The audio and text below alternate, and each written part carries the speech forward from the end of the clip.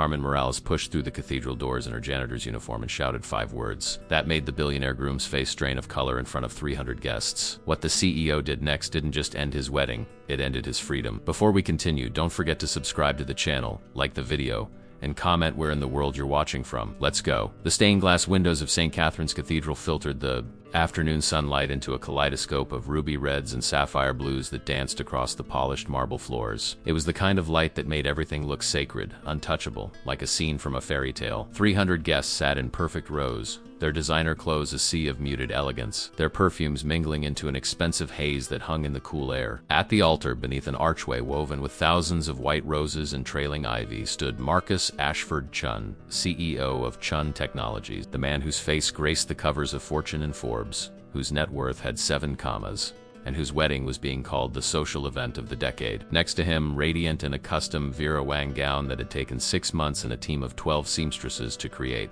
stood his bride, Isabelle Rousseau, daughter of French diplomats, a woman whose pedigree was as impeccable as her posture. The ceremony had reached that breathless moment, the one where the officiant's voice dropped into a solemn register and asked the question that was really just a formality, because who would dare object at a wedding like this? If anyone here has any reason why these two should not be joined in holy matrimony, speak now or forever hold your peace. The silence that followed was supposed to be brief, respectful, a ceremonial pause before the vows, but it stretched long enough for people to shift in their seats, for Marcus to exchange an amused glance with Isabel, for the officiant to open his mouth to continue. And that was when the door at the back of the cathedral, the heavy oak door that had been closed and locked to prevent interruptions, swung open with a metallic click that echoed like a gunshot through the vaulted space. Every head turned. 300 pairs of eyes swiveled toward the back of the church. Standing in the doorway, backlit by the afternoon sun streaming through the entrance, was a woman. She was not dressed in silk or satin. She wore a gray janitor's uniform, the kind with a name tag stitched over the pocket. Her dark hair was pulled back in a simple ponytail,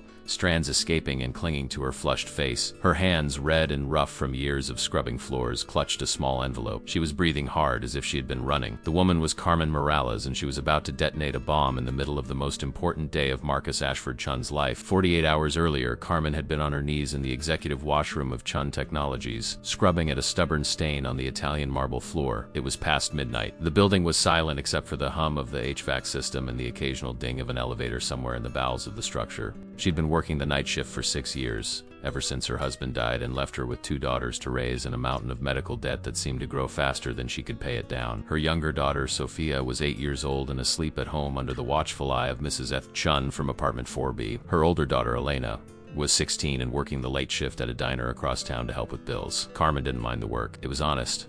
It was quiet. And most importantly, it was invisible. Nobody looked at the janitors. Nobody saw them. They moved through the glass towers and marble lobbies like ghosts, cleaning up the messes of the people who mattered, the people whose names were on the doors and whose faces were on the websites. It was a kind of freedom, being invisible. You could observe without being observed. Quote, you could listen without being heard. That night, as she was emptying the trash cans in the executive suite, she heard voices coming from the CEO's corner office. The door was slightly ajar, a sliver of golden light spilling into the darkened hallway. She should have walked past. She should have minded her own business. But something in the tone of the voices made her pause. One was Marcus Chun's, smooth and confident, the voice of a man who had never been told no in his entire life. The other voice was unfamiliar, male, tense, pleading. Please, Marcus, the unfamiliar voice said. I need more time. The investors are asking questions. If the FDA report comes out before we can spin it, we're done. Everything we've built, gone. Marcus's laugh was cold. Then make sure the report doesn't come out, Richard. That's what I pay you for. We have too much riding on the Vitalex launch. Do you have any idea how much money we've already sunk into this? But people are getting sick, Richard insisted, his voice cracking. The trial data, it shows cardiac events, adverse reactions if we release this drug knowing what we know. We don't know anything, Marcus interrupted sharply. We have preliminary data from an incomplete trial. The sample size was too small. The methodology was flawed. That's what our lawyers will say. That's what our PR team will say. And by the time anyone proves otherwise, Vitalex will be on the market and we'll have made back our investment 10 times over. There was a long, heavy pause. Carmen stood frozen in the hallway, her hands gripping the handle of the trash cart so tightly her knuckles ached. She felt a coldness spreading through her chest, a sick, creeping dread. What about the people who take it? Richard asked quietly. Marcus's response was chillingly matter-of-fact. What about them? We'll include warnings in the fine print. We'll have patients sign waivers. If someone has a pre-existing heart condition and doesn't disclose it, that's on them, not us. This is business, Richard. Sometimes there are acceptable losses. Carmen's breath caught in her throat. She thought of her husband, of the experimental cancer treatment that had promised hope and delivered only more suffering. She thought of the pharmaceutical companies that had charged them $30,000 a month for pills that had done nothing but drain their savings and prolong his agony. She thought of the doctors who had shrugged and said they were sorry, but there was nothing more they could do. Acceptable losses. Her husband had been an acceptable loss. She backed away from the door, her heart pounding, her mind reeling. She finished her shift in a daze, the conversation playing over and over in her head like a broken record. When she got home at 6 in the morning, Sophia was already awake, sitting at the tiny kitchen table in their cramped apartment, eating cereal and watching cartoons on a tablet with a cracked screen. Carmen made her breakfast, packed her lunch, walked her to the bus stop, and then came home and tried to sleep, but she couldn't. Every time she closed her eyes, she heard Marcus Chun's voice. Acceptable losses. For 2 days she wrestled with herself. It wasn't her business. She was just a janitor. Who would believe her anyway? Who would listen? She could lose her job, she could be sued, she could end up on the street with her daughters. But the alternative was to do nothing, to stay silent, to be complicit. How many people would take that drug? How many would get sick? How many would die? How many families would be destroyed the way hers did? On the third day, she saw the announcement on the break room television. Marcus Ashford Chun, CEO of Chun Technologies, to wed Isabel Rousseau in what is being called the wedding of the year. The ceremony will take place at St. Catherine's Cathedral this Saturday at 3 o'clock. The segment showed footage of Marcus and Isabel at various charity galas, smiling for cameras, the picture of a perfect power couple. Carmen stared at the screen, at his handsome face, his easy smile, and she felt a rage so pure and so fierce it left her breathless. He was going to stand in a church in front of God and 300 witnesses and make vows about love and honor and commitment, and then he was going to go back to his corner office and approve the release of a drug that would kill people. He was going to profit from suffering. He was going to get away with it because men like him always did. Unless someone stopped him. Carmen had spent her entire adult life being invisible, being silent, being acceptable. She had been the good employee, the quiet widow, the grateful immigrant who didn't make waves. But as she stood there in the fluorescent-lit break room, staring at Marcus's Chun's smiling face on the television screen, she made a decision. She was done being invisible. She was done being silent. If no one else was going to speak up, then she would. She took the next 2 days to gather her evidence. She went back to the executive suite when it was empty and used the key card she wasn't supposed to have, the one she'd found in a trash can months ago and kept just in case. She accessed Richard's computer, which he had stupidly left logged in, and she found the files. Pages and pages of trial data, internal memos, emails between Marcus and the legal team discussing strategies to bury the reports. She printed everything, her hands shaking, fully aware that what she was doing could land her in prison. She stuffed the papers into an envelope and hid it in her locker. On Saturday, she dropped Sophia off at her sister's house, told Elena she had to run an errand, and took 3 buses across the city to St. Catherine's Cathedral. She arrived just as the ceremony was beginning. The security guards at the entrance tried to stop her, but she pushed past them, her heart hammering in her chest. She wasn't supposed to be here. She didn't belong in this world of wealth and power, but she had something they needed to hear. Now, standing in the doorway of the cathedral, with 300 pairs of eyes on her and the weight of the envelope in her hands, Carmen Morales took a deep breath. This was it. There was no going back. She thought of Sophia, of Elena, of her husband, of all the people who would take that drug and trust that it was safe because they believed that men like Marcus Chun had their best interests at heart. She lifted her chin and walked down the center aisle. The silence in the cathedral was absolute. It was the kind of silence that pressed against your eardrums, that made your own heartbeat sound like thunder. Carmen's footsteps echoed on the marble floor, each step a small act of defiance. She could feel the judgment radiating from every pew, the shock, the outrage. She could see the security guards moving toward her from the sides of the church, but she didn't stop. She kept walking until she reached the front, until she was standing just a few feet from the altar, looking up at Marcus Chun. Up close, he was even more handsome than he appeared on television, his tuxedo perfectly tailored, his hair styled with effortless precision. But his eyes, when they met hers, were cold. He didn't recognize. Of course he didn't. She was nobody. She was invisible, but not anymore. Marcus Chun, she said, her voice steady despite the terror coursing through her veins. Her accent, the one she usually tried to hide, came through strong and clear. You cannot marry this woman. Not today, not ever.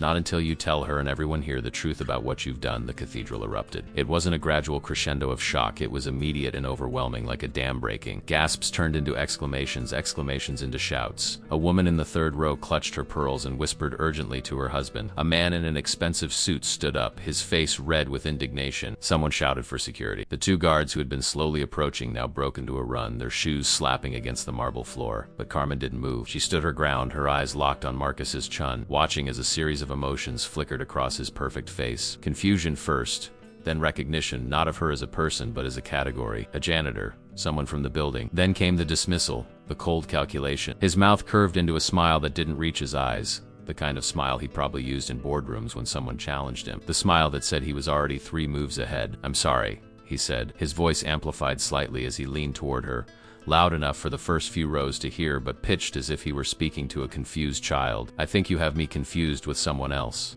This is a private ceremony. If you leave now, we won't press charges for trespassing. The security guards were on her now, their hands reaching for her arms. Carmen twisted away from them, raising the envelope above her head like a flag. Her voice, when she spoke, was louder than before, fueled by a desperation that came from knowing she had only seconds left. I work in your building, she shouted. I clean your floors. And 3 nights ago I heard you talking to Richard Pemberton about Vitalex.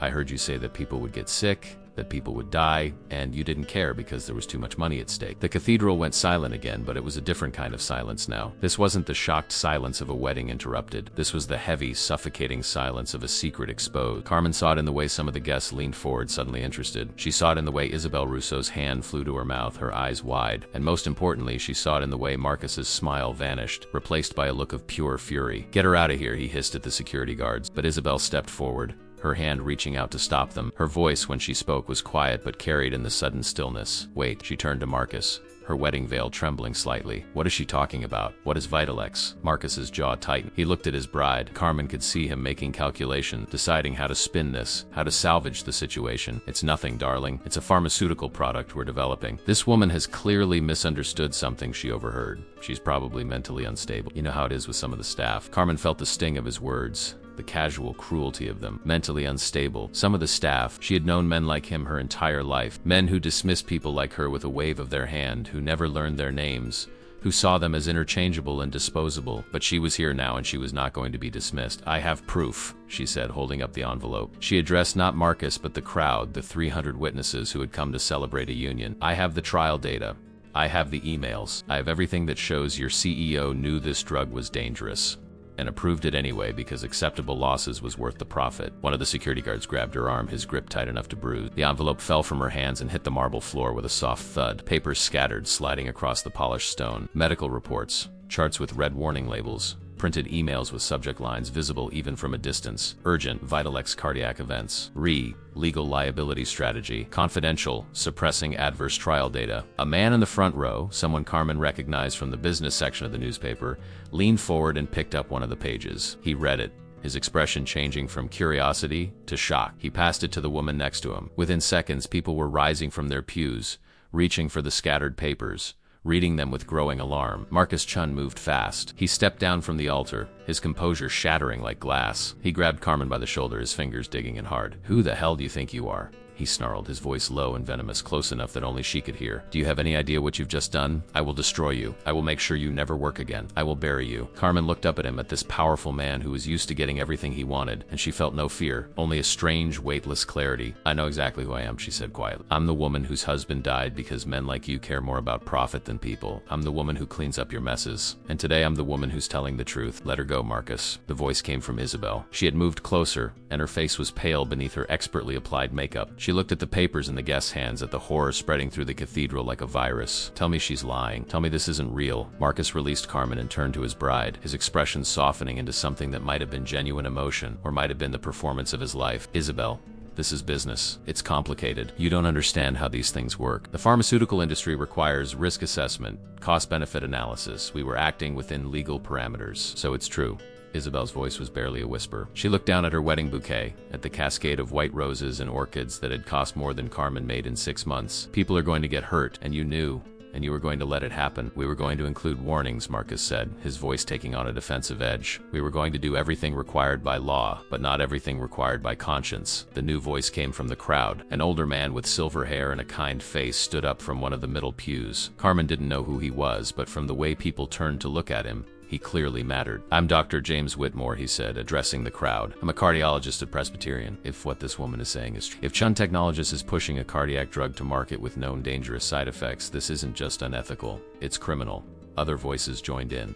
A woman shouted that her father had died from a faulty pharmaceutical product. A man demanded that Marcus explain himself. The cathedral was no longer a wedding venue. It had become a courtroom, and Marcus Chun was on trial. Isabel took a step back from Marcus, then another. She looked at him as if she were seeing him for the first time, and whatever she saw made her eyes fill with tears. I don't know you, she said, her voice breaking. "I thought I did, but I don't." She reached up and pulled the veil from her head, letting it fall to the floor in a pool of white silk. "The wedding is off." The words hung in the air like a judgment. For a moment, Marcus just stared at her as if he couldn't quite believe what was happening. Then his face hardened into something ugly, something that had always been there beneath the polish and charm. "Fine," he spat. "You were boring anyway." The crowd gasped. Isabel flinched as if she'd been slapped, but she didn't break. She turned and walked down the aisle, her head high, her footsteps echoing in the cathedral. Halfway down, she paused and looked back at Carmen. "Thank you," she said simply. Then she continued walking, disappearing through the heavy oak doors and out into the sunlight. The security guards still had Carmen by the arms, but their grips had loosened. They looked uncertain, caught between following orders and being part of something that suddenly felt very wrong. Marcus turned back to Carmen, and in his eyes she saw a rage so complete it was almost frightening. But she also saw something else.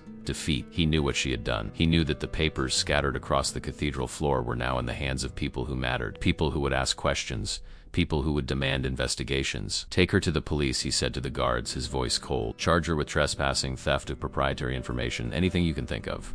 I want her prosecuted to the full extent of the law." One of the guards hesitated. "Sir, with all due respect, these people are reading documents that suggest serious legal violations." "Maybe we should," I said. "Take her," Marcus roared. But before the guards could move, another voice cut through the chaos. "I wouldn't do that if I were you, Marcus." Everyone turned. Walking down the aisle with purposeful strides was a woman in her 50s. Impeccably dressed in a navy suit, her expression one of grim determination. She reached the altar and held up her phone. "I've been recording this entire exchange. I am Catherine Mills, senior partner at Mills & Associates. I represent the Rousseau family, and as of this moment, I am offering my services pro bono to Ms. Morales here." She looked at Carmen. "Don't say another word without me present." The guards released Carmen immediately. The aftermath of the interrupted wedding unfolded in a chaos that seemed both impossibly fast and suspended in slow motion. The guests were no longer sitting politely in their pews. They had transformed into a swarm of activity, some rushing toward the altar to grab more of the scattered documents, others pulling out their phones to capture photos and videos, still others clustering in tight groups to whisper urgently about what they'd just witnessed. The cathedral, which had been a monument to order and elegance just minutes before, now felt like the floor of a stock exchange in the middle of a crash. Carmen stood frozen at the center of it all, Catherine Mills positioned protectively beside her. The lawyer had a hand on Carmen's elbow, not restraining her but anchoring her, keeping her steady in the storm. Marcus Chun had retreated several steps, his face a mask of barely controlled rage. He was scrolling frantically through his phone, no doubt calling his own lawyers, his PR team, anyone who could help him contain the disaster that was spreading through the cathedral like wildfire. 2 police officers appeared at the entrance, summoned by someone, though Carmen wasn't sure who. They surveyed the scene with the weary expressions of people who'd been called to break up situations far above their pay grade. One of them, a young woman with sharp eyes, walked up to the altar. "What's going on here?" Catherine Mills stepped forward before anyone else could speak. "Officer, I'm Catherine Mills, attorney at law. There's been an interruption to a private ceremony due to the revelation of potentially criminal corporate activity. This woman," she gestured to Carmen, "is a whistleblower, and she is under my legal protection. No one is pressing charges for trespassing because doing so would constitute retaliation against a protected witness." Marcus's head snapped up. "That's not true. She broke into private offices. She stole confidential documents.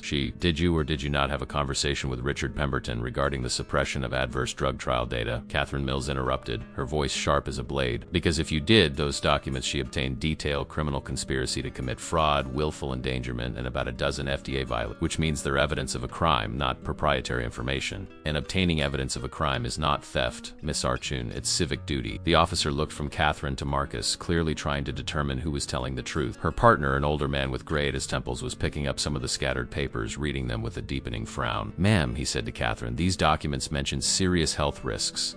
If this is legitimate, we need to call in the FDA, maybe the FBI." "I've already made the calls," Catherine said crisply. "They're on their way. In the meantime, I suggest everyone remain calm and that Emmer Chun here contact his legal counsel because he's going to need it." Marcus's phone rang, a sharp digital trill that cut through the murmur of the crowd. He answered it, turning away, his voice a low, urgent hiss. Carmen couldn't hear what he was saying, but she could see the tension in his shoulders, the way his free hand clenched and unclenched at his side. When he ended the call, he turned back to face the crowd, and something in his expression had changed. The rage was still there, but it was now overlaid with something else. Fear. "This is a misunderstanding," he announced, his voice projecting across the cathedral with practiced ease. "My legal team is reviewing the situation. I'm confident that once the facts are properly examined, this will all be resolved. As for the wedding," he glanced toward the doors through which Isabel had fled. That was an unfortunate emotional reaction to a stressful situation. I'm sure we can work things out once everyone has calmed down. A bitter laugh escaped from Carmen before she could stop it. The sound echoed strangely in the high-ceilinged space. Everyone turned to look at her. She hadn't meant to draw attention, hadn't planned to speak again. But something about Marcus's casual dismissal of the truth, his absolute confidence that he could smooth this over with lawyers and PR and money, ignited a fire in her chest that she couldn't contain. "You still don't get it," she said, her voice shaking not with fear but with fury. She took a step toward him, ignoring Catherine's warning hand on her arm. "You think this is something you can fix with phone calls and legal teams? You think you can just make this go away?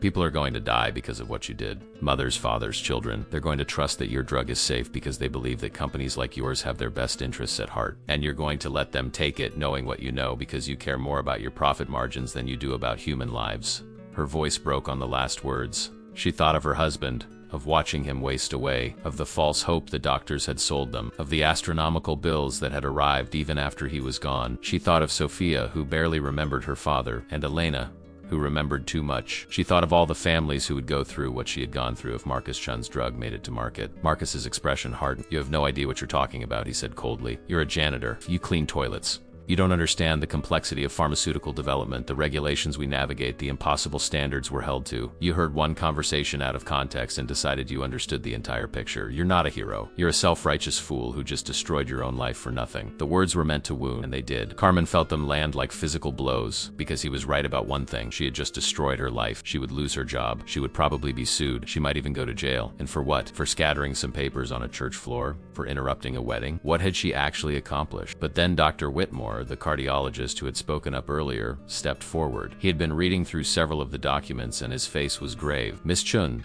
I've been practicing medicine for 30 years, and I've reviewed pharmaceutical trial data from every major company in this country. What I'm seeing here," he held up a sheaf of papers, "is not complexity or impossible standards. It's deliberate deception. These cardiac event rates are catastrophic. A drug with this risk profile should never have made it past phase 2 trials, let alone be on track for market approval. This isn't a gray area, this is black and white." Other voices joined in. A woman in the crowd identified herself as a journalist for the New York Times. A man announced he was with the Securities and Exchange Commission and would be launching an immediate investigation Chun Technologies' financial disclosures. A couple in matching designer outfits quietly exited the cathedral, their faces tight with what looked like guilt. Carmen later learned they were major investors in Chun Technology, people who had funded Marcus's ventures for years and were now realizing what their money had supported. Catherine Mills leaned close to Carmen and spoke quietly. "You need to leave now. This is about to turn into a media circus and you don't want to be at the center of it. I have a car waiting outside. Come with me. We'll get you somewhere safe, somewhere you can make a formal statement to the proper authorities." Carmen nodded numbly. Her legs felt weak, her whole body trembling with the aftershocks of adrenaline. Catherine guided her toward a side exit away from the main doors and the growing crowd. As they walked, Carmen glanced back one more time. Marcus Chun was surrounded now by a tight circle of men in expensive suits, his lawyers forming a human barrier between him and the rest of the world. But even from a distance,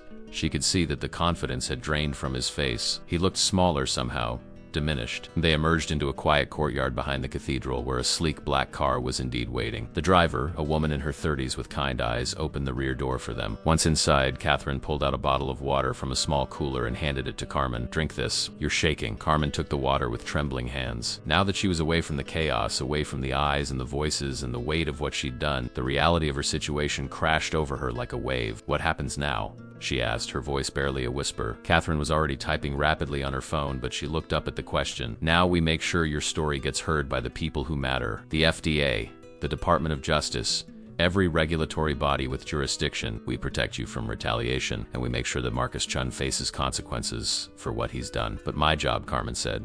"My daughters. I don't have money for lawyers. Can't." "You're not paying me," Catherine interrupted gently. "And as for your job, Chun Technologies will not fire you. If they do, we'll sue them for wrongful termination and retaliation against a whistleblower. Federal law protects you." She paused, her expression softening. "What you did today took more courage than most people will ever have to summon in their entire lives. You stood up to one of the most powerful men in the city, and you did it knowing it might cost you everything. That's not nothing, Carmen. That's extraordinary." Carmen's eyes filled with tears. She had held them back through everything. Through the confrontation and the chaos and Marcus's cruel words. But now, sitting in the safety of this quiet car with this fierce stranger defending her, They spilled over. I just kept thinking about my husband, she said, her voice choked, about how helpless I felt, about how the system failed him, failed us, and I couldn't let it happen again. I couldn't be silent. Catherine reached over and squeezed her hand. Then you're exactly the kind of person the world needs more of. The car pulled away from the cathedral, navigating through the city streets. Through the tinted windows, Carmen watched the world pass by, the same world she'd inhabited for 6 years as an invisible janitor, but somehow it looked different now. She had stepped out of the shadows, she had spoken, and whatever happened next, whatever price she had to pay, she knew she would do it again. Carmen's apartment had never felt smaller. It was a cramped 2-bedroom unit on the 3rd floor of a building that had seen better decades, with water-stained ceilings and radiators that clanked and hissed through the night, but it was home. It was where she had raised her daughters after her husband died,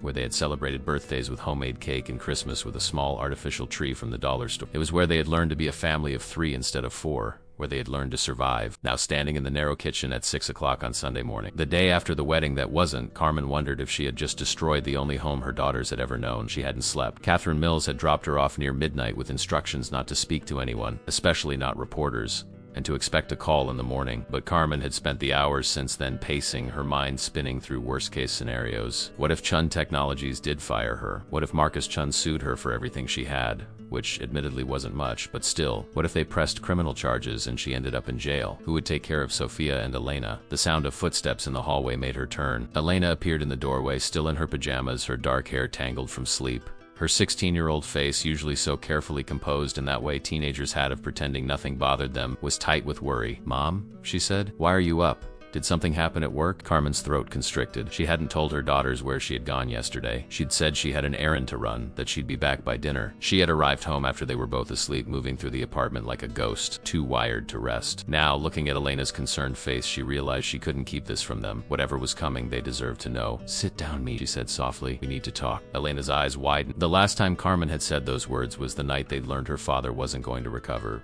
that the treatments had failed, that it was time to say goodbye. She sat down at the small kitchen table, her hands folded in her lap, bracing herself. Carmen joined her, reaching across the worn surface to take her daughter's hand. "I did something yesterday," Carmen began, her voice steady despite the fear coursing through her, "something that might change things for us. I need you to listen, and then I need you to tell me if you think I did the right thing." Told Elena everything. About the conversation she'd overheard in Marcus Chun's office, about the dangerous drug, about the decision to go to the wedding and expose the truth. As she spoke, she watched her daughter's expression shift from confusion to shock to something that looked like pride. When she finished, silence settled between them, heavy and uncertain. "You stopped a wedding," Elena finally said, her voice caught somewhere between disbelief and awe. "You walked into a church full of rich people and called out a CEO in front of everyone." Carmen nodded. "I know it sounds crazy. I know I should have just reported it through proper channels. Should have found a lawyer first. Should have—" "Mom," Elena interrupted. She squeezed Carmen's hand tighter. "You're a badass." Carmen blinked, startled. "What? Do you remember what you told me when Dad died?"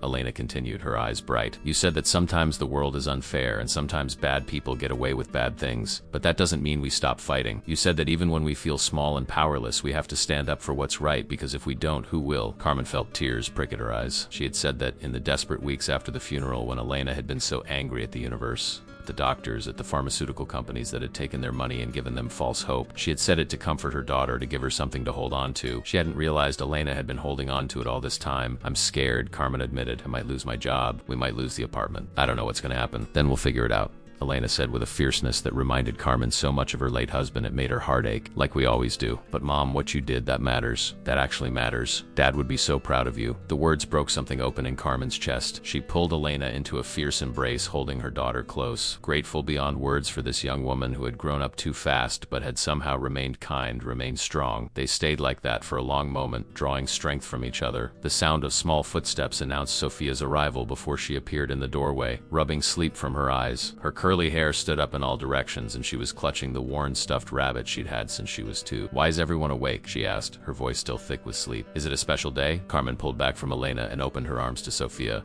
who climbed into her lap despite being almost too big for it.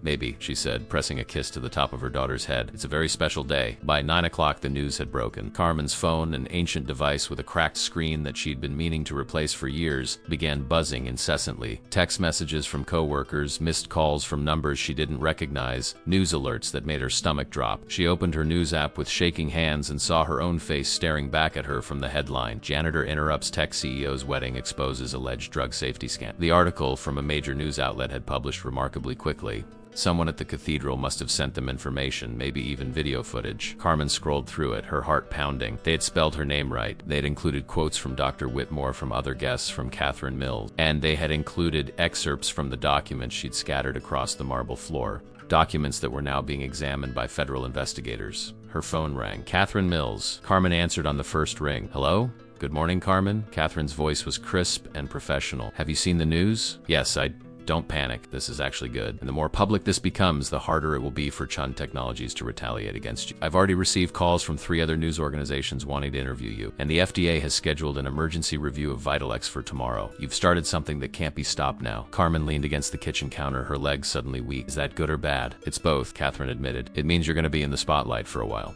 It means your life is going to be chaotic, but it also means we have leverage. Marcus Chun and his company are going to be under a microscope. They can't make you disappear. They can't silence you. You have protection now, Carmen. Real protection. What do I do? For now, stay home. Don't answer calls from anyone except me or the investigators I'm putting you in touch with. I'm arranging for someone to stay with you, private security, just to make sure no one bothers you or your daughters. And Carmen? Yes, you need to prepare yourself. This is going to get bigger before it gets smaller. Marcus Chun is not going to go down without a fight. Catherine was right. By noon, the street outside Carmen's building was crowded with news vans. Reporters with cameras and microphones clustered near the entrance, hoping to catch a glimpse of her to get a statement. Mrs. Chun from apartment 4B called to say she'd seen them and to ask if everything was okay. Carmen thanked her and promised to explain later. Elena stood at the window, peering through the blinds at the circus below, her expression a mixture of excitement and anxiety. Sophia, blissfully unaware of the gravity of the situation, thought that cameras were cool and wanted to go down and wave at them. By 2 o'clock, Carmen's supervisor from Chun Technologies called. She was a tired woman named Linda, who had always been kind to Carmen, who had let her take time off when the girls were sick and had never complained about her work. Now her voice was tight and formal. Carmen, I'm calling to inform you that you've been placed on administrative leave pending an internal investigation. You're not to return to the building or have any contact with other employees. Carmen's stomach dropped. Am I fired? There was a pause. I don't know yet. That's above my pay grade. But Carmen,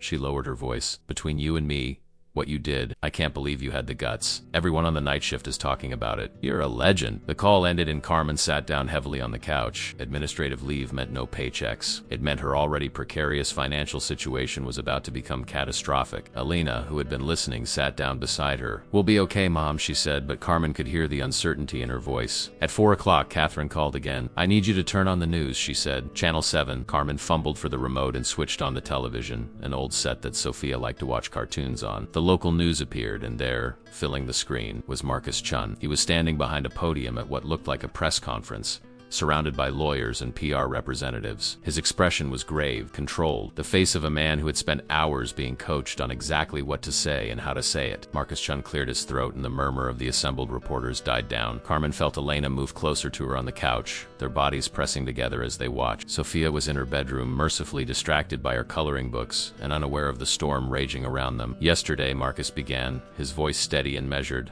A private ceremony was disrupted by a regrettable incident. An employee of Chun Technologies made serious allegations against me and against our company.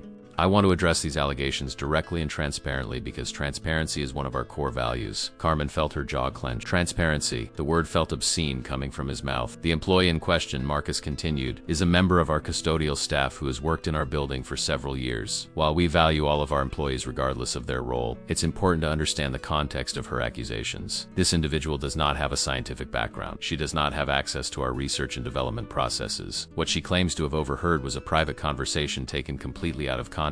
He paused, letting his words sink in. A reporter's hand shot up, but Marcus raised his own hand to forestall questions. Let me be clear about something, he said, his voice taking on a tone of wounded dignity. Vitalex is a groundbreaking medication that has the potential to help millions of people suffering from chronic conditions. Yes, like any pharmaceutical product, it carries some risks, but those risks are clearly documented, clearly communicated, and well within acceptable parameters established by the FDA. The suggestion that we would knowingly endanger patients is not only false, it's deeply offensive to the hundreds of scientists and medical professionals who have dedicated years of their lives to this project. Elena made a disgusted sound. He's lying. He's literally just lying on television. Carmen couldn't speak. She watched as Marcus gestured to one of the men standing beside him, a silver-haired doctor in a white coat who stepped forward. This is Dr. Harold Brennan, Marcus said, our chief medical officer. Dr. Brennan has reviewed all of the trial data for Vitalex and has confirmed that our protocols meet or exceed industry standards. Dr. Brennan adjusted his glasses and spoke in a calm, authoritative voice that had probably convinced countless people of countless things over the years. Thank you, Marcus. I want to assure the public that every drug development process involves extensive safety testing. Adverse events in trials are not uncommon and do not necessarily indicate a dangerous product. In fact, the cardiac events mentioned in the leaked documents represented less than 2% of trial participants, which is consistent with baseline occurrence rates in the general population for people with pre-existing conditions. He's using medical jargon to confuse people, Elena said angrily. He's making it sound like nothing's wrong. On the screen, a reporter finally managed to ask a question.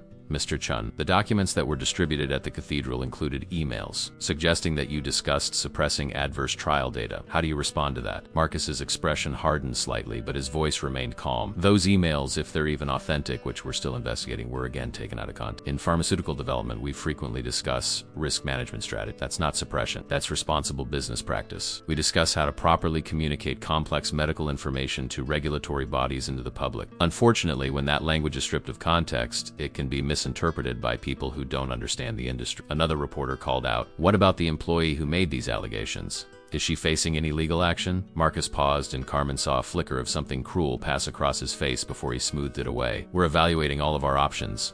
This individual stole confidential corporate documents. She trespassed on private property. She disrupted a personal event and caused significant emotional distress. Those actions have consequences." However, he held up a hand in a gesture of magnanimity. "We're also mindful that this employee may be dealing with personal issues that affected her judgment. We're willing to be compassionate if she's willing to acknowledge that her actions were misguided." Carmen felt like she'd been punched in the stomach. Personal issues. He was painting her as unstable as someone whose grief had made her irrational. He was offering her an out, a way to recant her accusations in exchange for mercy. And in doing so, he was making sure everyone watching knew exactly what the stakes were if she refused. The press conference continued for another 20 minutes, but Carmen barely heard it. Marcus fielded questions with practiced ease, his lawyers occasionally stepping in to clarify legal points, Dr. Brennan adding medical credibility at strategic moments. It was a masterclass in crisis management, a coordinated effort to control the narrative, to make Carmen's explosive revelations seem like nothing more than a misunderstanding blown out of proportion by an emotionally compromised woman who didn't know what she was talking about. When it finally ended, Carmen sat in stunned silence. Elena was scrolling frantically through her phone. "Mom," she said, her voice tight, "social media is blowing up. Some people are supporting you, but a lot of people are buying what he just said. They're saying you're just a janitor, that you don't understand science, that you probably misunderstood what you heard." Carmen closed her eyes. Of course they were. Marcus Trun was rich, powerful,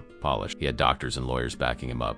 She was nobody. She cleaned floors. Why would anyone believe her over him? Her phone rang again. "Catherine Mills." Carmen answered, her voice hollow. "Did you see it?" "Every second," Catherine said, and her voice was tight with fury. "He just committed a tactical error and he doesn't even know it." "What do you mean?" "He admitted the emails exist. He said they might be authentic. That means he can't later claim they're forgeries. And his threat to pursue legal action against you, that's going to look very bad when the FDA releases their finding." He looked defensive, Carmen. "Desperate. People recognize desperation when they see it. But everyone thinks I'm crazy," Carmen said, her voice breaking. "They think I'm just some janitor who doesn't know what she's talking about." "Let them think that for now," Catherine said, "because tomorrow we're going to introduce them to Richard Pemberton." Carmen sat up straighter. "What?" "Richard Pemberton, the VP of Research and Development at Chun Technologies, the man who was in that office with Marcus when you overheard the conversation. He contacted me an hour ago. He wants to make a statement. He wants to testify." The words took a moment to penetrate. Carmen's mind was still stuck on the press conference, on Marcus's calm dismissal of her, on the commenters calling her crazy. "You mean he's going to corroborate your story?" Catherine said, "every word of it. He kept his own copies of the trial data,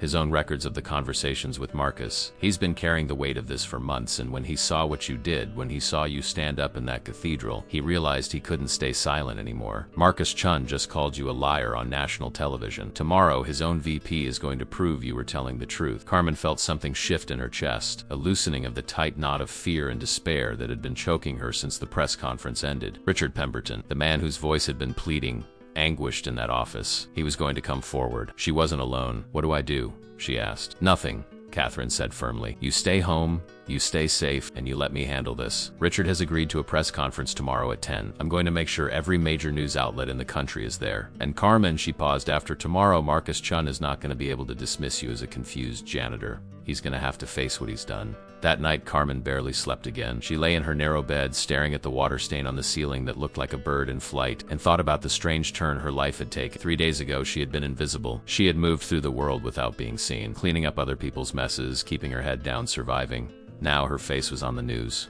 Reporters were camped outside her building. A billionaire CEO had called her crazy on television. And tomorrow, the truth was going to come out in a way that couldn't be ignored. She thought about her husband, about the last conversation they'd had before he slipped into unconsciousness. He had held her hand, his grip weak but determined, and he had made her promise something. "Promise me you'll fight," he'd said. "Promise me you won't let them get away with it." At the time, she hadn't known what he meant. She'd thought he was delirious, his mind wandering under the influence of pain medication. But now she understood. He had known. He had known that the system was broken, that the people who were supposed to help had hurt him instead, and he had wanted her to do something about it. "I'm fighting," she whispered into the darkness of her bedroom. "I promise, mi amor. I'm fighting." In the morning, Carmen woke to Elena shaking her shoulder gently. "Mom," she said, "you need to see this." Carmen stumbled out of bed and into the living room where the television was already on. Elena had it tuned to a morning news show, and the anchors were discussing the Chun Technologies scandal with barely contained excitement. But that wasn't what Elena wanted her to see. "Look," she said, pointing to her phone. Carmen took the device and saw that Elena had pulled up a social media platform. There, trending with millions of posts, was a hashtag "I stand with Carmen." She scrolled through the posts, her eyes widening. There were messages of support from people all over the country, doctors sharing their own stories of pharmaceutical company corruption, patients talking about drugs that had hurt them, other whistleblowers describing the retaliation they'd faced, and threaded through all of it,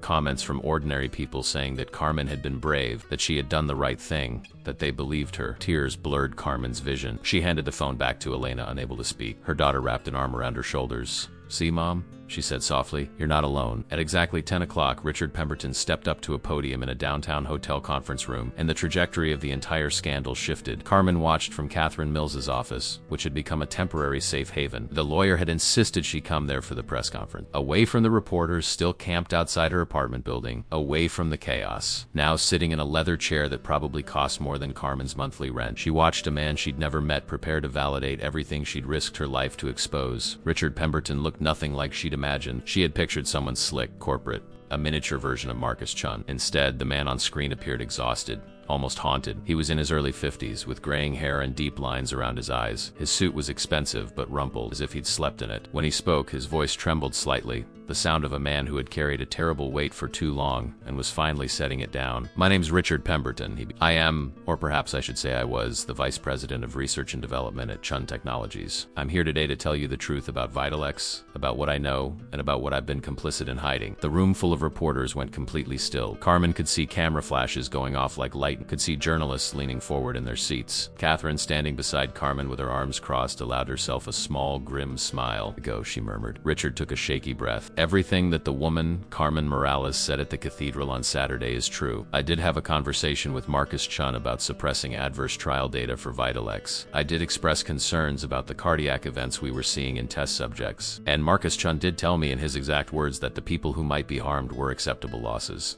A wave of shocked murmurs swept through the press room. Richard held up a hand and the room quieted again. "I have worked in pharmaceutical development for 26 years, he continued. "I got into this field because I wanted to help people. I wanted to be part of creating medications that would save lives, that would ease suffering. Vitalex was supposed to be that. It was supposed to be a breakthrough treatment for chronic inflammatory conditions, something that could help millions of patients. And in the early stages, it showed real promise." He paused, his hands gripping the edges of the podium. "But then we started seeing problem. In our phase 2 trials, we noticed an elevated rate of cardiac arrhythmias. Not huge numbers, but enough to be concerning. We expanded our testing and the problem persisted. In phase 3, we had 2 participants suffer heart attack. One of them died." Carmen's hand flew to her mouth. She hadn't known that. The documents she'd found had mentioned cardiac events, but not a death, not a specific human life lost. Richard's voice grew stronger, as if the confession was giving him energy. "We should have stopped the trials immediately. We should have reported the death to the FDA and gone back to the drawing board." But Marcus Chun had already secured hundreds of millions in investor funding based on Vitalex's projected market performance. Pulling the plug would have meant admitting failure, would have meant a massive financial loss. So instead, he brought in a team of lawyers and statisticians, and together they found ways to categorize the adverse events so they appeared less alarming. They attributed the heart attack deaths to pre-existing conditions, even though those conditions had been stable before the trial. They used statistical models that made the risk look negligible. A reporter called out, "Mr. Pemberton, are you saying that Marcus Chun deliberately falsified trial data?" Richard met the camera directly. "I'm saying that Marcus Chun directed a coordinated effort to minimize, obfuscate, and misrepresent serious safety concerns in order to push a dangerous drug toward market approval. He didn't forge the data, but he made sure it was presented in the most favorable light possible, even when that meant burying information that could save lives. "Why didn't you come forward sooner?" another reporter asked. "Why did it take a janitor interrupting a wedding for you to speak up?" Richard flinched at the question. For a moment, Carmen saw the shame in his eyes. "Because I was a coward," he said simply. "Because I told myself that maybe I was wrong, that maybe Marcus knew something I didn't, that maybe the lawyers and doctors he consulted knew better than I did. Because I have a family, a mortgage, career I've spent 3 decades building. Because when you're inside the machine, it's easier to keep moving forward than to throw yourself in front of it and make it stop." His voice broke on the last words. "But then I saw what Carmen Morales did. I saw a woman who had nothing, who had every reason to stay silent, walk into a church and risk everything to tell the truth. And I realized that if she could do that, if she could be that brave, then I had no excuse. None at all." Tears were streaming down Carmen's face now. Catherine handed her a box of tissues without comment. On the screen, Richard was opening a briefcase and pulling out thick folders of documents. "I have copies of the original trial data," he said. "I have emails, memos, recordings of meetings where these decisions were discussed. I have everything, and I'm turning it all over to the FDA, to the Department of Justice, and to anyone else who wants to investigate." Marcus Chun called Carmen Morales a liar. "He's the liar, and I'm going to make sure everyone knows it." The press conference continued for another hour, with Richard fielding questions and providing detailed technical information about the drug's development and the specific ways the data had been manipulated. By the time it ended, Carmen felt wrung out, emotionally exhausted, but she also felt something else: vindication, the crushing weight of doubt that had settled on her after Marcus's press conference had lifted. She wasn't crazy, she wasn't confused, she had been right. Catherine's phone rang immediately. She answered, listened for a moment, and then smiled. That was the FDA. They're issuing an immediate halt to all Vitalex trials and launching a full investigation. They're also opening an inquiry into Chun Technologies' other drug applications. "Marcus Chun is done. Is it really over?" Carmen asked, her voice small. Catherine sat down across from her. "The criminal investigation is just beginning. Marcus will probably face charges. The company will likely face massive fines and lawsuits. Richard Pemberton will probably face legal consequences too, though his cooperation will help him. But for you? Yes, the worst is over. You told the truth. It's been verified. Now you get to go home." Home. The word felt strained. Carmen had been living in a surreal, alternate reality for the past 3 days, and the idea of returning to her normal life seemed impossible. How could she go back to being invisible after this? How could she go back to mopping floors and taking out trash? As if reading her mind, Catherine spoke. "You know you can't go back to Chun Technologies, right? Even if they wanted to take you back, which they won't, it wouldn't be safe. Marcus Chun might be facing legal troubles, but he still has money and connections. You need to think about what comes next." Carmen looked down at her hands, at the calluses and scars from years of hard labor. What could come next? She had no college degree, no special skills beyond cleaning. She had 2 daughters to support and medical bills that would probably haunt her for the rest of her life. The future looked just as uncertain as it had before, maybe more so. But then her phone buzzed. It was a text from an unknown number. She opened it cautiously and found a message from someone who identified themselves as a producer at a major news network. "Ms. Morales, we would like to interview you for a segment on corporate whistleblowers and the courage it takes to stand up to power. We'd be honored if you'd share your story.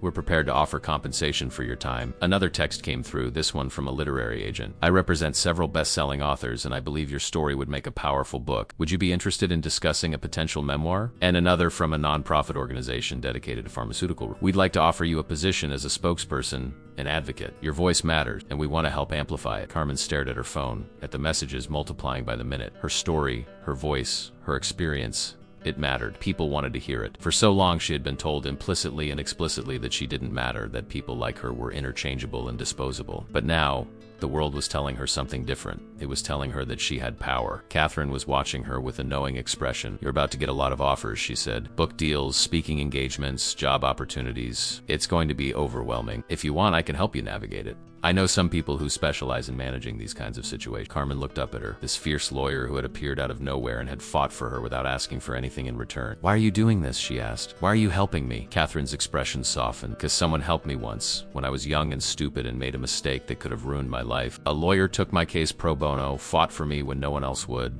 She told me that if I ever made it, if I ever had power, I should use it to help people who couldn't help themselves." She paused. "You reminded me of why I became a lawyer in the first place, Carmen. Not to get rich defending corporations, but to fight for people who the system was designed to ignore." The 2 women looked at each other across the desk, an understanding passing between them. They came from different worlds, had led completely different lives, but in this moment, they were allies. They were warriors in the same fight. Carmen's phone rang. She glanced at the screen and her heart skipped. It was Elena. She answered immediately. "Mia, is everything okay?" "Mom." Elena's voice was excited, breathless. "You need to come home. Right now. There are people here, good people. You have to see this." Catherine drove Carmen home herself, navigating through the city streets with practiced efficiency. The reporters were still camped outside Carmen's building, but their energy had changed. They weren't hunting for scandal anymore. They were documenting something bigger, something that had transformed from a corporate expose into a cultural moment. When Catherine's sleek car pulled up to the curb, cameras immediately turned toward them, but the lawyer had clearly called ahead. Two security guards materialized from somewhere, forming a protective corridor that allowed Carmen to walk from the car to her building entrance without being mobbed. As they climbed the stairs to the third floor, Carmen could hear voices, lots of them, coming from her apartment. Her heart began to race. What if something was wrong?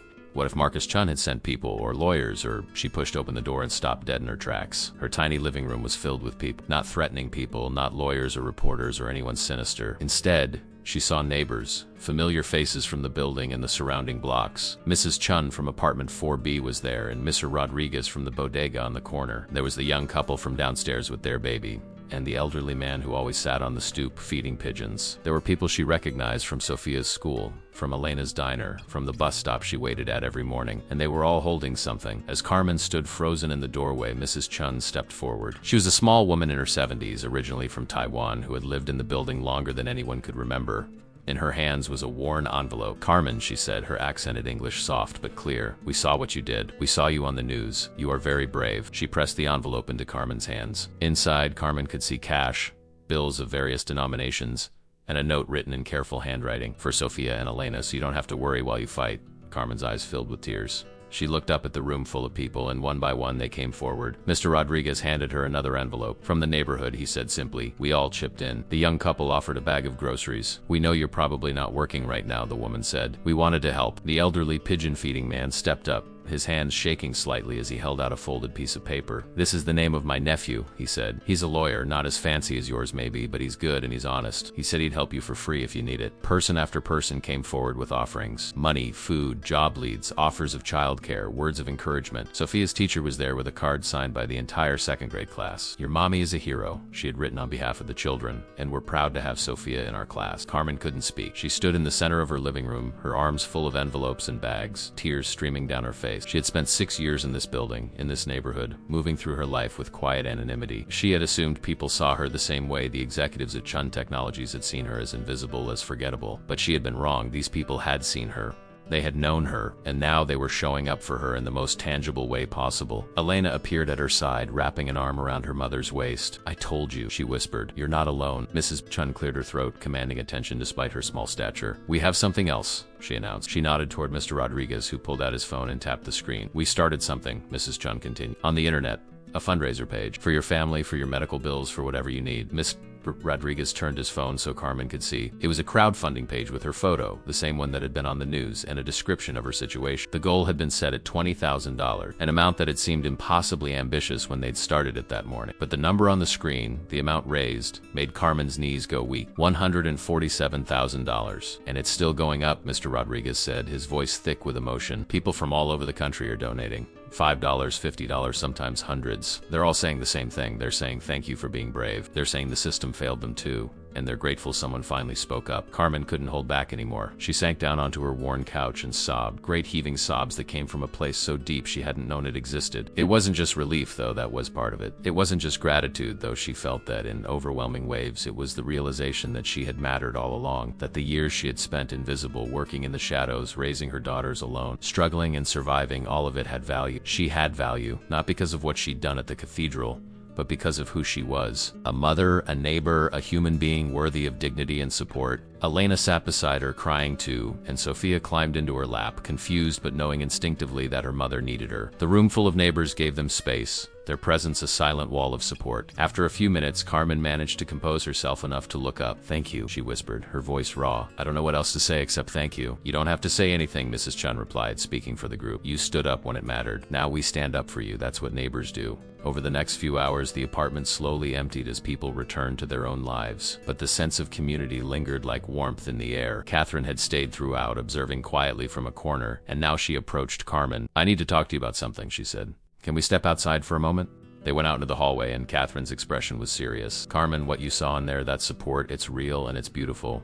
But you need to understand something. The goodwill you're experiencing right now is powerful, but it's also fragile. Marcus Chun is going to fight back. He has resources we can't match. He's going to try to discredit you, to find anything in your past he can use against you. He's going to make your life as difficult as possible. Carmen nodded. She had expected this. I know. There's something else, Catherine continued. The SEC has started investigating Chun Technologies' financial records. They've found irregularities beyond just Vitalex. It looks like Marcus has been inflating company valuations, possibly cooking the books to attract investors. This scandal is bigger than anyone realized, and it's all coming out because of what you did. Is that good? It's complicated. Marcus Chun is about to lose everything. His company, his fortune, possibly his freedom. And desperate men do desperate things. Catherine's expression was grave. I've arranged for security to watch your building for the next few weeks. I don't think he'll try anything violent, but I want to be sure. And Carmen, she hesitated.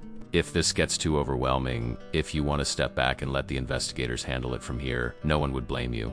You've done more than enough. Carmen thought about the envelope of money in her apartment, about the crowdfunding page, about the neighbors who had shown up because they believed in her. She thought about Richard Pemberton's haunted eyes as he confessed his complicity. She thought about her husband, about the promise she'd made to him in the darkness. No, she said firmly.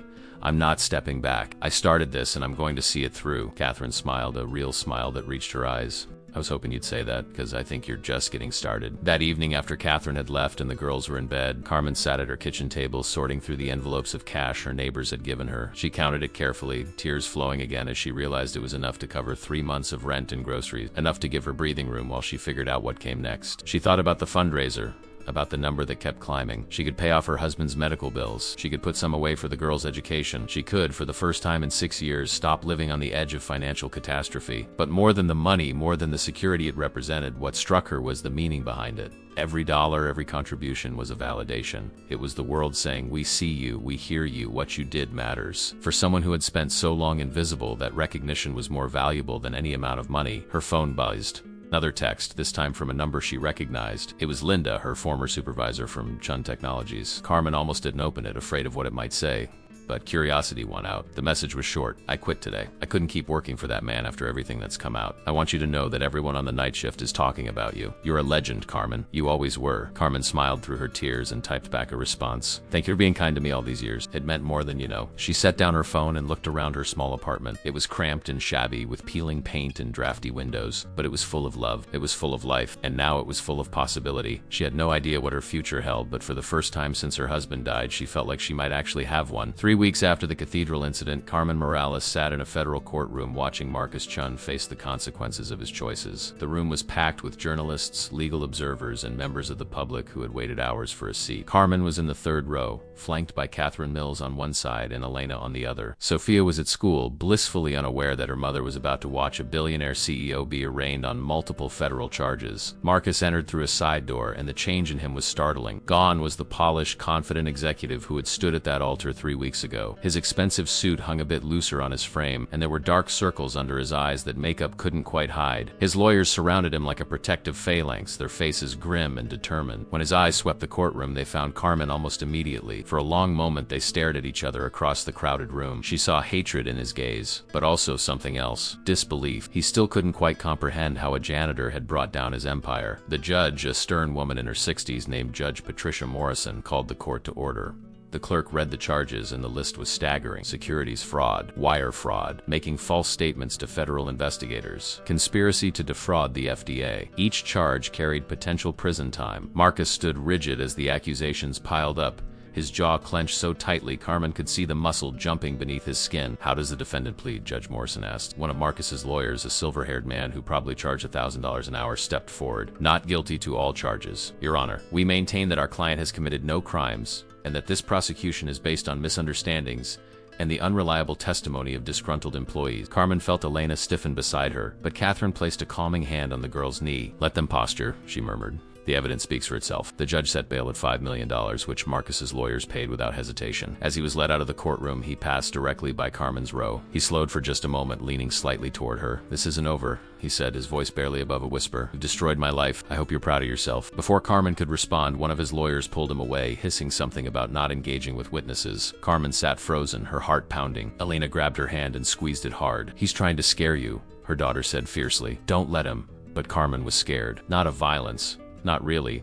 Though the security Catherine had arranged was still in place, she was scared of the power Marcus still wielded, of the legal machinery he could deploy against her. She was scared that somehow, despite all the evidence, despite Richard Pemberton's testimony and the documents in the investigation, Marcus would find a way to win. Outside the courthouse, a crowd of reporters swarmed them. Catherine had warned Carmen this would happen, had coached her on what to say and what not to say. Now, standing on the courthouse steps with cameras pointed at her face and microphones thrust toward her mouth, Carmen drew a deep breath and remembered who she was. She was the woman who had walked into a cathedral full of wealthy strangers and spoken the truth. She could handle a few reporters. "Miss Morales," one journalist called out, "how do you feel seeing Marcus Chun charged with these crimes?" Carmen looked directly at the camera. "I feel like this system is working the way it's supposed to. I feel grateful that people listen, that the truth mattered more than money or power." But mostly she paused, choosing her words carefully. "I feel sad that it had to come to this. Sad that it took a public scandal to force accountability. Sad for all the people who will never get justice because they didn't have the opportunity I had." Another reporter pushed forward. "Are you worried about retaliation from Chun or his supporters?" Catherine stepped in smoothly. "My client has been threatened multiple times since coming forward. We take those threats seriously, but we won't be intimidated. Carmen Morales did the right thing, and she deserves protection, not persecution." They fielded a few more questions before Catherine guided Carmen to a waiting car. Once inside, safely away from the cameras and the crowd, Carmen let out a shaky breath. "I hate this part," she admitted. "The attention, the questions. I just want to go home." "I know,"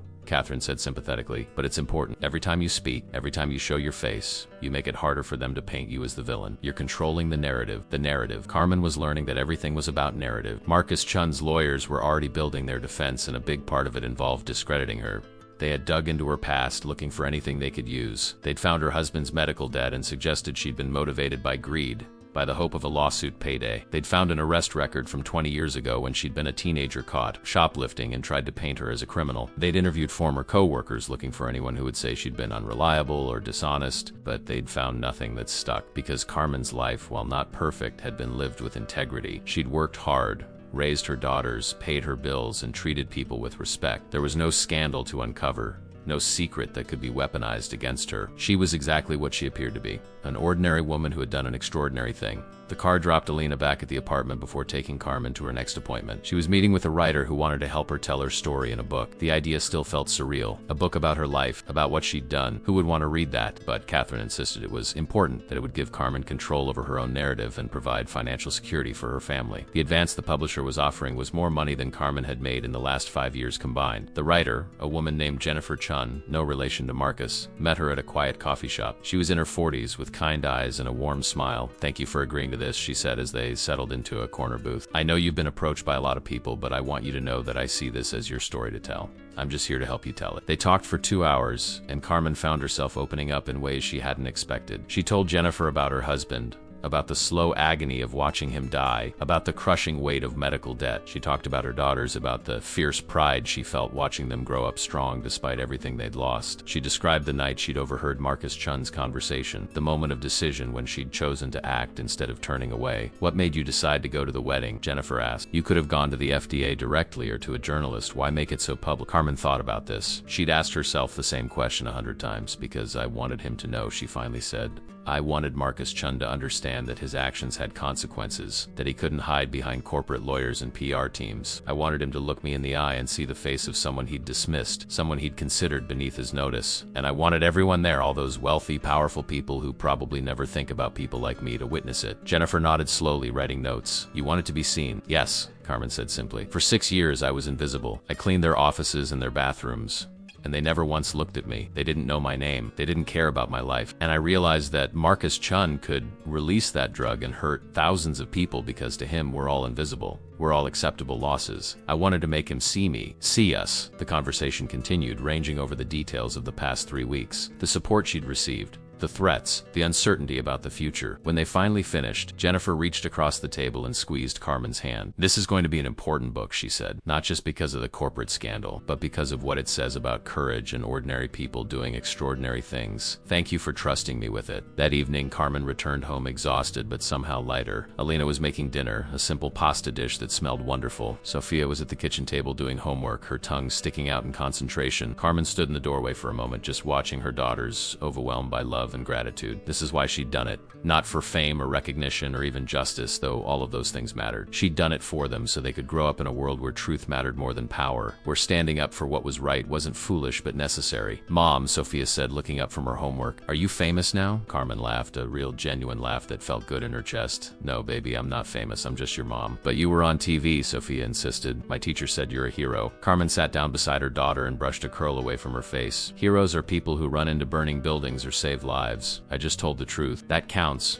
Elena said from the stove, her voice firm. "That definitely counts." Later that night, after the girls were asleep, Carmen checked the crowdfunding page one more time. The total had climbed to over $200,000. The comments section was filled with messages from people all over the country, people sharing their own stories of being failed by the system, of watching loved ones suffer, of feeling powerless against corporate greed. "We see you," one comment read. "Thank you for being brave enough to speak for all of us." Carmen closed her laptop and sat in the darkness of her living room, listening to the familiar sounds of her building settling for the night. The radiator clanking, the muffled television from the apartment next door, the distant wail of a siren on the street below. This was her life. Small, ordinary, and more precious than any mansion or boardroom could ever be. 6 months later, Carmen stood in front of a room full of strangers and did something she never imagined she would do. She told her story, not to reporters or investigators or lawyers, but to a support group of people who had been harmed by pharmaceutical companies, people who had lost loved ones or suffered devastating side effects from drugs that were supposed to help them. The meeting was held in a community center basement, fluorescent lights humming overhead, folding chairs arranged in a circle. There were about 20 people present, their faces etched with the particular kind of grief that comes from betrayal by a system you thought you could trust. "My name is Carmen Morales," she began, her voice steady despite the nerves fluttering in her stomach. "6 months ago, I was a janitor cleaning offices at night.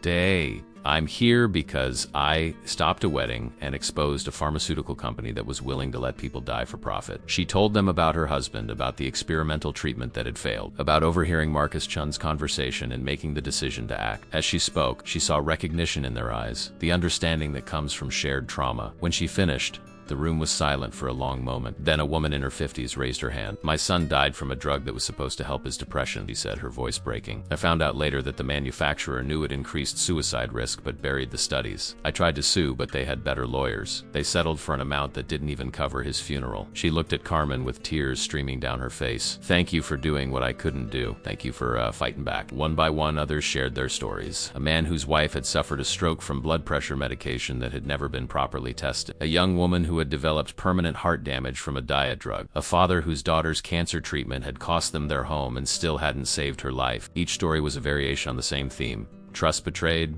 suffering ignored, profit prioritized over people. When the meeting ended, people came up to Carmen, shaking her hand, hugging her, thanking her. An elderly man pressed a business card into her palm. "I run a nonprofit that helps families navigate medical debt," he said.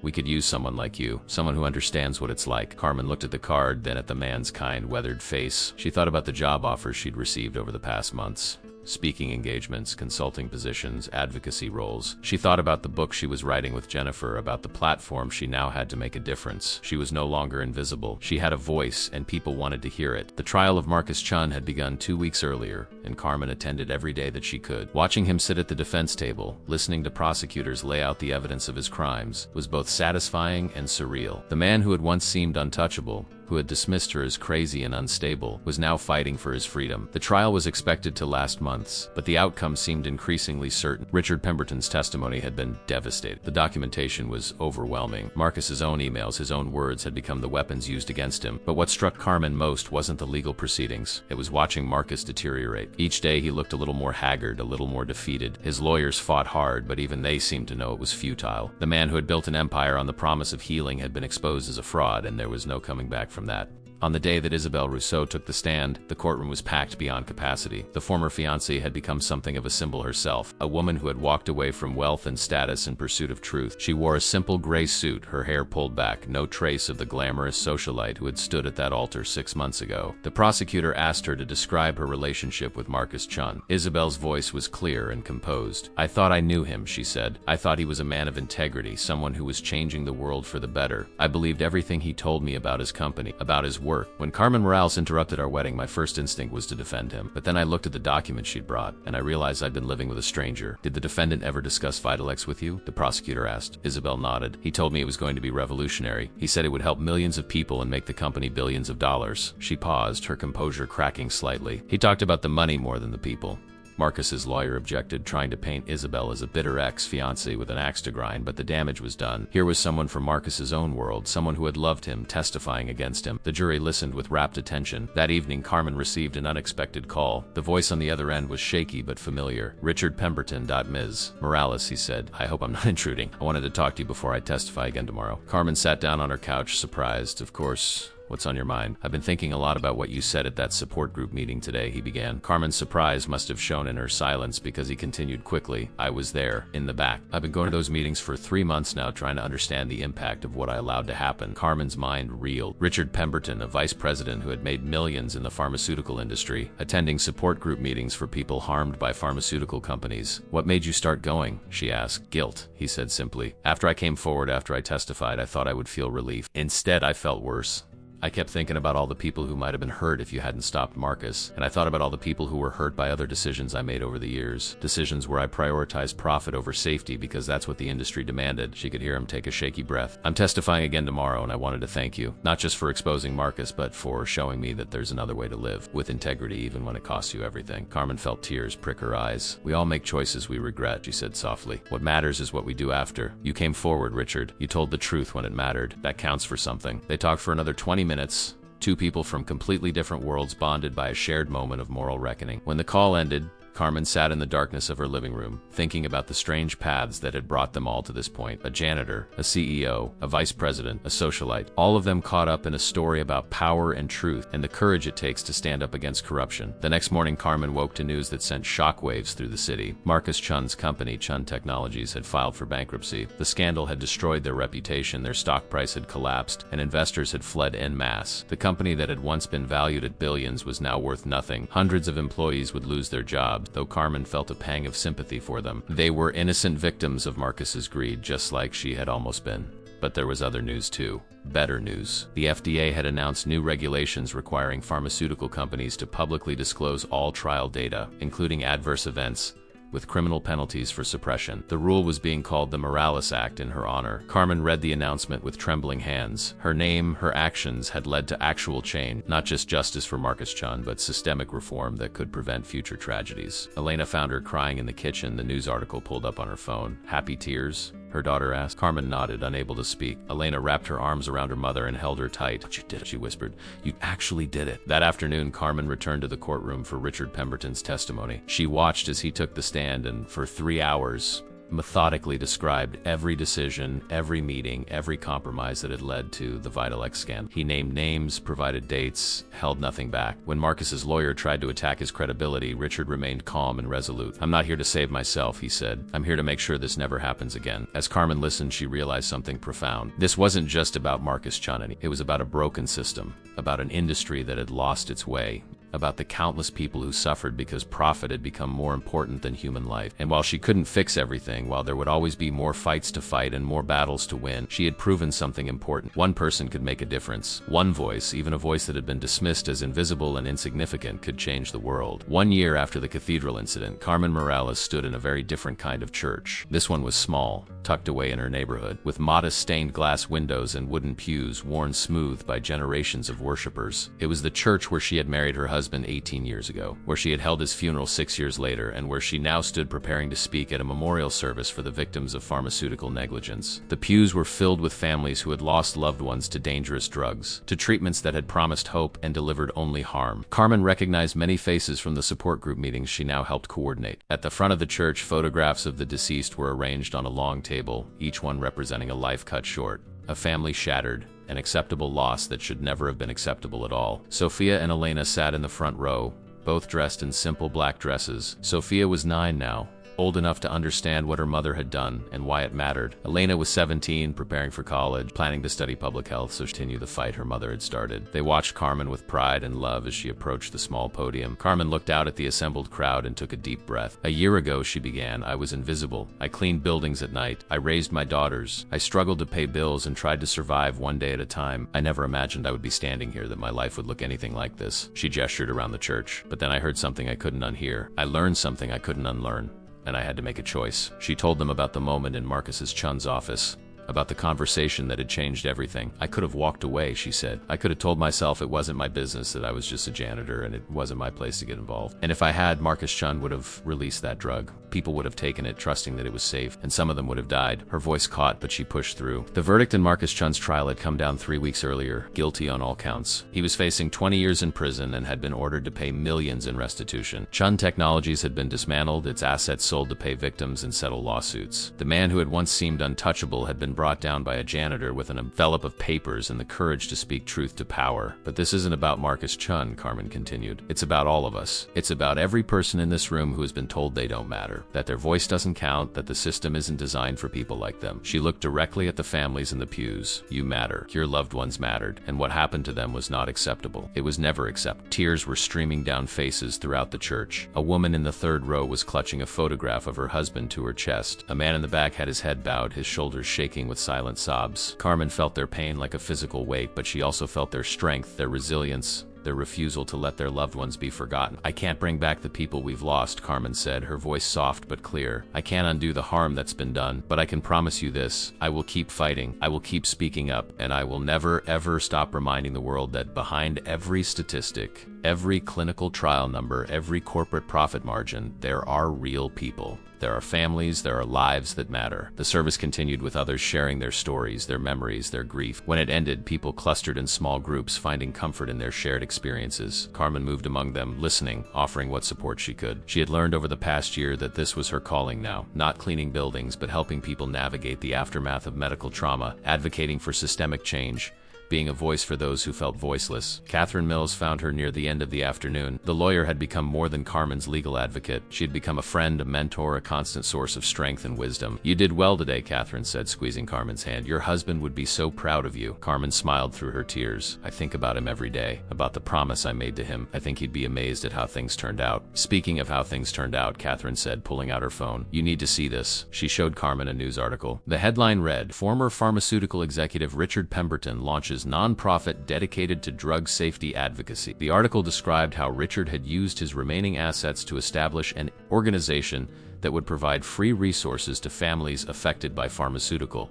negligence and push for stronger industry regulations. He had named Carmen as an honorary board member and had stated in the press release that he hoped to spend the rest of his life making amends for the harm he had enabled. People can change, Catherine said quietly. You showed him that. Carmen thought about this as she drove home that evening, her daughters chattering in the back seat about a movie they wanted to see. People could change. Systems could change. The world could be different if enough people were willing to stand up and demand it. She had been one person, one janitor with no power and no resources, and she had started a ripple that had become a wave. Her phone buzzed with a text from Jennifer, the writer who had helped her finish her memoir. The book had been published 2 months earlier and had become a bestseller, spending weeks on the New York Times list. The message read, "Just got confirmation. The book is being made into a movie. They want you to consult on the script. Can you believe it?" Carmen laughed out loud, startling her daughters. What's so funny, Mom?